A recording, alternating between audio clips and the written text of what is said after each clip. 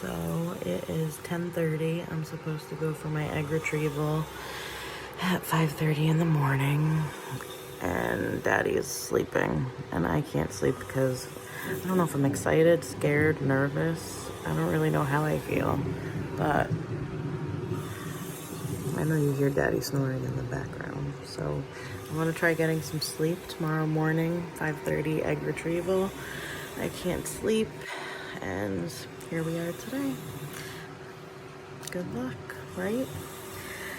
Today's the last day of my single womanhood, I guess. It's interesting, and I'm excited for this journey.